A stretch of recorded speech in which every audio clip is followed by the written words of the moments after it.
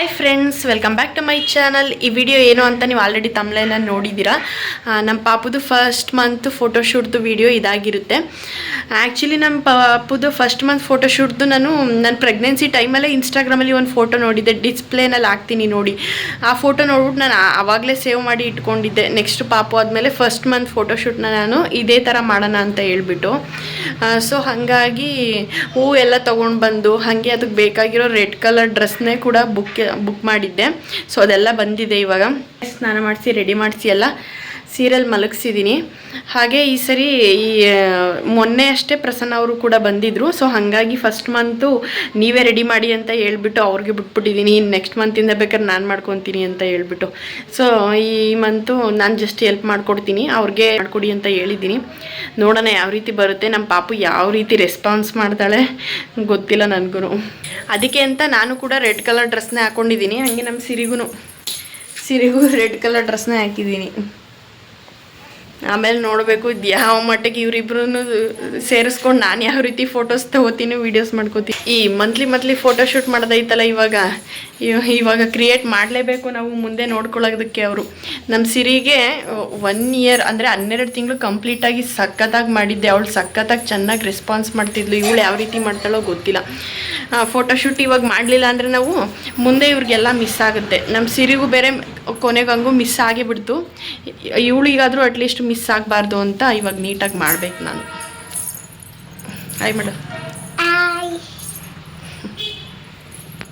Start ಮಾಡಿದ್ರು ಇವಾಗ butterfly ಡಿಸೈನ್ನ ಬಿಡಿಸೋದಕ್ಕೆ.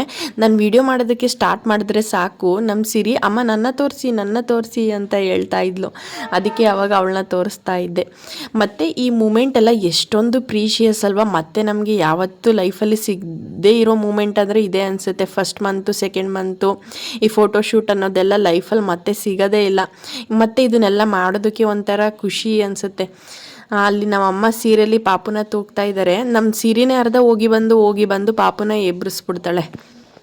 ಮುಂದೆ ನಮ್ಮ ಮಕ್ಕಳು ನಮಗೆ ಬೈಬಾರ್ದು ಅಲ್ವಾ.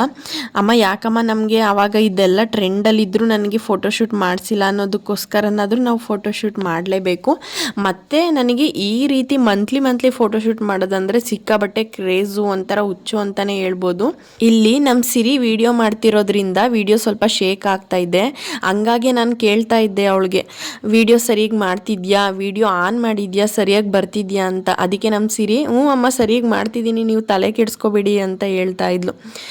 ಫಸ್ಟ್ನೇ ಮಗುಲೇ ಒಂಥರ ಆದರೆ ಇವಾಗ ಸೆಕೆಂಡ್ ಬೇಬಿಲೇ ಒಂಥರ ಅಲ್ವಾ. ಯಾಕೆ ಅಂದರೆ ಇವಾಗ ನಮ್ಮ ಸಿರಿ ಎಲ್ಲ ನನಗೆ ಹೆಲ್ಪ್ ಮಾಡಿಕೊಡ್ತಾಳೆ. ಯಾವುದೇ ಒಂದಾದ್ರೂ ಏನೋ ಒಂಥರ ಇದೇ ಸ್ಪೆಷಲ್ ಅನಿಸುತ್ತೆ ನನಗೇನೋ ಫಸ್ಟ್ನೇದಕ್ಕಿಂತ. ಪರವಾಗಿಲ್ಲ ಇಲ್ಲ, 2 ಶೇಪ್ ಹಾಳಾಯ್ತು. ಈಗ ಅದನ್ನು ಉದ್ದ ಮಾಡಿ ಉದ್ದುದ್ದ ಮಾಡಿ ಅದನ್ನ ರೌಂಡ್ ಆಗಿತ್ತು. ಈಗ ಒಂದು ಸ್ವಲ್ಪ ಉದ್ದ, ಇನ್ನೊಂದು ಸ್ವಲ್ಪ ಉದ್ದ ಮಾಡಿ. ನಮ್ಮ ಪಾಪುಗೆ ಫೋಟೋ ತೆಗಿತಿದ್ದೀವಿ. ಬಾ ಈ ಕಡೆ ಮಗಳು, ಈ ಕಡೆ ಚೇರ್ ಹತ್ರ.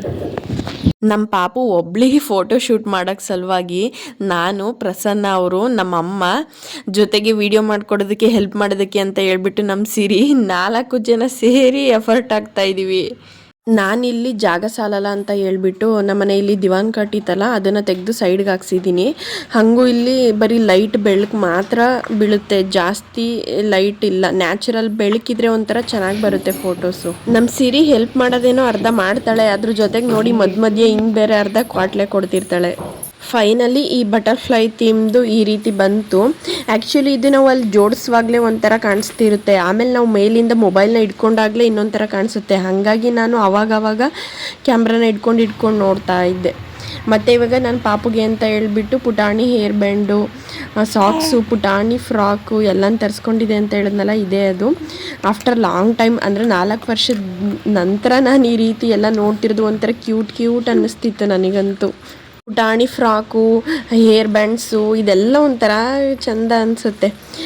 ಇವಾಗ ನೋಡೋಣ ಅಂತ ಹೇಳ್ಬಿಟ್ಟು ನಾನು ನಮ್ಮ ಪಾಪುನ ಕರ್ಕೊಂಡು ಬಂದು ಅಲ್ಲಿ ಮಲಗಿಸಿದ್ನ.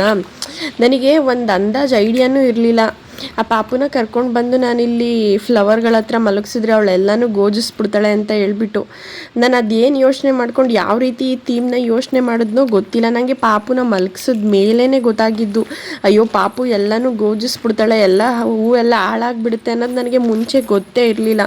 ಅದು ಯಾವ ರೀತಿ ಪ್ಲ್ಯಾನ್ ಮಾಡ್ಕೊಂಡೋ ಏನೋ ಅರ್ಥನೇ ಆಗಲಿಲ್ಲ. ಪಾಪುನ ಮಲಗಿಸಿದ ಮೇಲೇ ನಂಗೆ ಗೊತ್ತಾಗಿದ್ದು ಅಯ್ಯೋ ನಾನು ಈ ರೀತಿ ಪ್ಲ್ಯಾನ್ ಮಾಡಬಾರ್ದಿತ್ತು, ಮಕ್ಳುಗಳು ಆ ಕಡೆ ಈ ಕಡೆ ಒದ್ದಾಡ್ಬಿಡ್ತಾರಲ್ಲ ಅವಾಗ ಎಲ್ಲ ಹೂವೆಲ್ಲ ಗೋಜೋಗಿಬಿಡುತ್ತೆ ಅಂತ ಹೇಳ್ಬಿಟ್ಟು ನಾನೇನೋ ಅದನ್ನೇನು ಯೋಚನೆ ಮಾಡ್ದೇ ಡೈರೆಕ್ಟಾಗಿ ಈ ಹೂಗಳನ್ನೆಲ್ಲ ತರಿಸ್ಬಿಟ್ಟು ರೆಡಿ ಮಾಡಿಸ್ಬಿಟ್ಟೆ.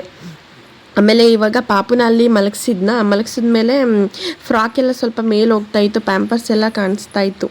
ನಮ್ಮ ಸಿರಿದೆ ಒಂದು ರೆಡ್ದು ಪುಟಾಣಿ ಚಡ್ಡಿ ಇತ್ತು, ನಾನು ಅದನ್ನು ಬೆಂಗಳೂರಲ್ಲೇ ಬಿಟ್ಬಿಟ್ಟು ಬಂದಿದ್ದೆ. ಈ ಸರಿ ಪ್ರಸನ್ನ ಅವ್ರಿಗೆ ಬರುವಾಗ ಹೇಳ್ಬೇಕು ಅಂದ್ಕೊಂಡು ಮರ್ತ್ಕೊಬಿಟ್ಟೆ.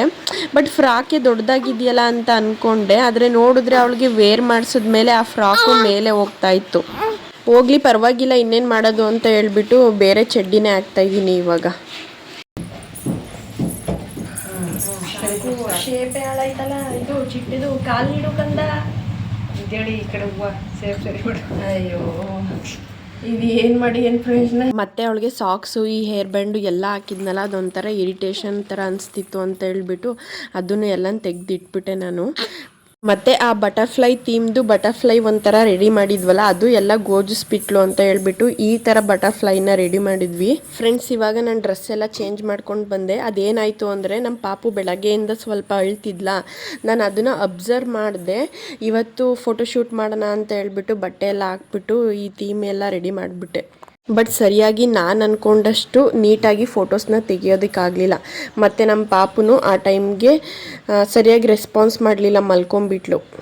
ಅಷ್ಟೊತ್ತಿಗೆ ಮಧ್ಯಾಹ್ನ ಆಯಿತು. ಮಧ್ಯಾಹ್ನ ಊಟ ಎಲ್ಲ ಮುಗಿಸ್ಕೊಂಡು ಇವಾಗ ಪ್ರಸನ್ನ ಅವರು ಬೆಂಗಳೂರಿಗೆ ಹೋಗ್ತಾ ಇದ್ದಾರೆ.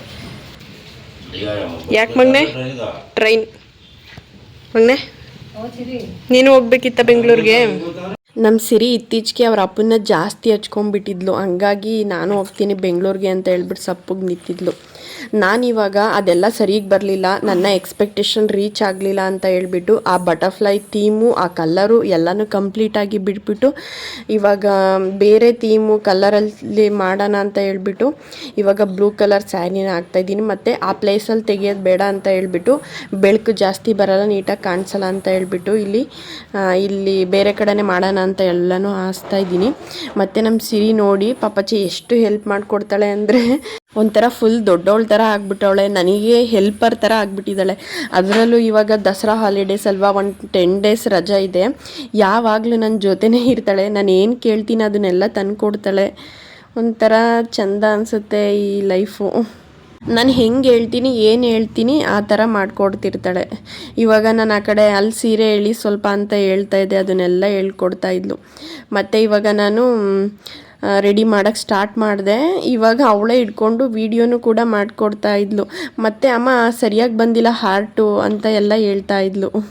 ನನಗೆ ಅವಾಗ ಸ್ವಲ್ಪ ಗೊತ್ತಾಗ್ತಾ ಇತ್ತು ಕ್ಯಾಮ್ರಾಗೆ ಯಾವ ರೀತಿ ಬರ್ತಿರುತ್ತೆ ಅಂತ. ಅಮ್ಮ ಹೆಂಗೆ ಮಾಡಿದ್ದೀನಿ ನೀನು? ಸರಿಯಾಗಿ ಮಾಡ್ತೀನಿ. ನಾನಿವಾಗ ಯಾವ ಥೀಮಲ್ಲಿ ಫೋಟೋ ತೆಗಿತಿದ್ದೀನಿ ಅಂದರೆ ನನ್ನ ಹಾರ್ಟ್ಗೆ ಹಾರ್ಟ್ ಬೀಟ್ ಥೀಮಲ್ಲೇ ಫೋಟೋಸ್ ತೆಗೆದ್ಬಿಡೋಣ ಅಂತ ಹೇಳ್ಬಿಟ್ಟು ಅದನ್ನೇ ರೆಡಿ ಮಾಡ್ತಾ ಇದ್ದೀನಿ. ಫೈನಲಿ ಎಲ್ಲ ರೆಡಿ ಮಾಡಿದ್ಮೇಲೆ ಸುಮ್ಮನೆ ಪಾಪುನ ಮಲಗಿಸ್ಬಿಟ್ಟು ಯಾವ ರೀತಿ ವಿಡಿಯೋ ಬರುತ್ತೆ ಅಂತ ಹೇಳ್ಬಿಟ್ಟು ಒಂದ್ಸರಿ ನೋಡಿಕೊಂಡೆ. ಫೈನಲಿ ನನ್ನ ಎಕ್ಸ್ಪೆಕ್ಟೇಷನ್ ರೀಚ್ ಆಯಿತು. ಮತ್ತು ನಮ್ಮ ಪಾಪು ಸ್ವಲ್ಪ ಅಪ್ಸೆಟ್ ಆಗಿದ್ದಾಳೆ ಅಂತ ಹೇಳಿದ್ನಲ್ಲ, ಹಾಗಾಗಿ ನಾವು ಕಾಲಿಗೆ ಯಾವುದೇ ರೀತಿ ಕಪ್ಪು ದಾರ ಕಟ್ಟಿರಲಿಲ್ಲ. ಇವಾಗ ನಮ್ಮಮ್ಮ ಕಪ್ಪು ದಾರ ಕಟ್ತಾ ಇದ್ದಾರೆ. ಮತ್ತು ಫ್ಲವರ್ಸ್ ಎಲ್ಲ ಉಳ್ಕೊಂಡಿತ್ತಲ್ಲ ಹಂಗೆ, ಸೊ ಅದು ವೇಸ್ಟ್ ಆಗಬಾರ್ದು ತಂದಿರೋದು ಅಂತ ಹೇಳ್ಬಿಟ್ಟು ಸುಮ್ಮನೆ ನಾನು ಈ ರೀತಿ ಇನ್ನೊಂದು ರೆಡಿ ಮಾಡಿದೆ ಸಿಂಪಲ್ಲಾಗಿ. ಈ ಫೋಟೋಸ್ ತೆಗಿವಾಗ ನಮ್ಮ ಪಾಪು ಸುಮ್ಮನೆ ಇದ್ಲು, ಸೈಲೆಂಟಾಗಿ ನೋಡ್ತಾ ಇದ್ಲು. ಇವಾಗ ಫೋಟೋಸ್ ತೆಗ್ದಿದ್ದೆಲ್ಲ ಮುಗೀತು. ನಮ್ಮ ಸಿರಿ ಈ ಹೂಗಳನ್ನ ತಂದಾಗ್ಲಿಂದನೂ ಕೇಳ್ತಿದ್ಲು, ಅಮ್ಮ ನಂಗೆ ಈ ಹೂಗಳನ್ನ ಕೊಡು, ಆಟಾಡಕ್ಕೆ ಬೇಕು ಅಂತ. ನಾನು ಫೋಟೋಸ್ ತೆಗಿಯೋ ತನಕ ಇರು, ಆಮೇಲೆ ನಿಂಗೆ ಕೊಡ್ತೀನಿ ಅಂತ ಹೇಳಿದ್ದೆ. ಇವಾಗೆಲ್ಲ ಎತ್ಕೊಂಡು ಹೋಯ್ತಿದ್ದಾಳೆ, ಹಬ್ಬ ಮಾಡ್ದಂಗೆ ಆಗ್ಬಿಟ್ಟೈತೆ ಅವಳಿಗೆ. ಸೊ ಫೈನಲಿ ನೀಟಾಗಿ ಫೋಟೋಸ್ ಎಲ್ಲ ತೆಕ್ಕೊಂಡಾದಮೇಲೆ ಇವಾಗ ಫಸ್ಟು ಡ್ರೆಸ್ ಎಲ್ಲ ಚೇಂಜ್ ಮಾಡ್ತಾ ಇದ್ದೀನಿ. ಒಂಥರ ಅನ್ಕಂಫರ್ಟಬಲ್ ಆಗಿರುತ್ತೆ ಪಾಪುಗೆ ಆ ರೀತಿ ಫುಲ್ ಎಲ್ಲ ರೆಡಿ ಮಾಡಿದ್ಮೇಲೆ ಅಂತ ಹೇಳ್ಬಿಟ್ಟು ಇವಾಗೆಲ್ಲ ಬಟ್ಟೆ ಎಲ್ಲ ಚೇಂಜ್ ಮಾಡಿಬಿಟ್ಟು ಮಲಗಿಸ್ಬೇಕು. ಮತ್ತು ಫ್ರೆಂಡ್ಸ್ ಪ್ರಸನ್ನ ಅವರು ಬೆಂಗಳೂರಲ್ಲಿದ್ದಾಗ ನಾವಿಬ್ಬರು ಏನು ಮಾತಾಡ್ಕೋತೀವಿ ಗೊತ್ತಾ, ಊರಿಗೆ ಬಂದಾಗ ಮಧ್ಯಾಹ್ನ ಟೈಮ್ ಫ್ರೀ ಆಗಿರ್ತೀವಲ್ಲ ಆವಾಗ ಕಂಟೆಂಟ್ ವೀಡಿಯೋಸ್ ಮಾಡೋಣ, ಇಲ್ಲಾಂದರೆ ಚಾಲೆಂಜ್ ವೀಡಿಯೋಸ್ ಮಾಡೋಣ, ಅದು ಮಾಡೋಣ ಇದು ಮಾಡೋಣ ಅಂದ್ಕೊಂಡು ಪ್ಲ್ಯಾನ್ ಮಾಡ್ಕೊಂಡಿರ್ತೀವ. ಅವ್ರು ಊರಿಗೆ ಬಂದರೆ ಸಾಕು, ಡೇ ಫುಲ್ಲು ಬರೀ ನಿದ್ದೆ ಮಾಡೋದೇ ಆಗುತ್ತೆ. ಯಾವ ವೀಡಿಯೋಸ್ ಮಾಡ್ಕೊಳ್ಳೋದಕ್ಕೂ ಆಗ್ತಿಲ್ಲ, ಏನು ಮಾಡ್ಕೊಳ್ಳೋದಕ್ಕೂ ಆಗ್ತಿಲ್ಲ. ಸೊ ಹಾಗಾಗಿ ನಾನು ಇನ್ನು ಮುಂದೆ ಯಾವ ರೀತಿ ವೀಡಿಯೋಸ್ ಮಾಡಬೇಕು ಅನ್ನೋದನ್ನು ಕಮೆಂಟ್ ಮಾಡಿ, ಆ ರೀತಿ ಮಾಡೋದಕ್ಕೆ ನಾನು ಟ್ರೈ ಮಾಡ್ತೀನಿ. ಎಸ್ ಫ್ರೆಂಡ್ಸ್, ಇದಾಗಿತ್ತು ಇವತ್ತಿನ ವಿಡಿಯೋ. ನಿಮ್ಗೇನಾದರೂ ಈ ವಿಡಿಯೋ ಇಷ್ಟ ಆಗಿದ್ರೆ ನನ್ನ ಚಾನಲ್ಗೆ ಸಬ್ಸ್ಕ್ರೈಬ್ ಮಾಡಿ, ಹಾಗೆ ಸಪೋರ್ಟ್ ಮಾಡಿ. Thank you.